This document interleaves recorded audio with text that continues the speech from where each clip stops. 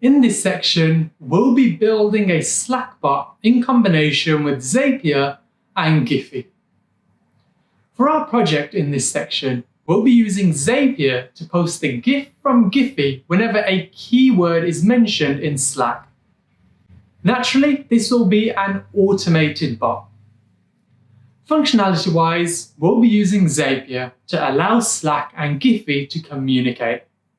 Then, once a keyword is mentioned, a GIF from Gify will be posted in Slack. If you're unfamiliar with bots, let me demystify them a little bit for you. Similar to automations, bots are a piece of software designed to automate a task. Increasingly, bots have been used as chatbots, as can be witnessed in Facebook Messenger.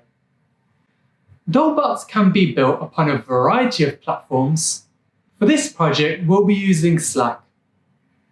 In previous times, you have to understand how to write code to create a bot. For example, here's some code written in a programming language to work a bot. We're going to be able to achieve the same results within a fraction of the time with no code. As we work through setting up our bot in this section, it will become a lot more clear.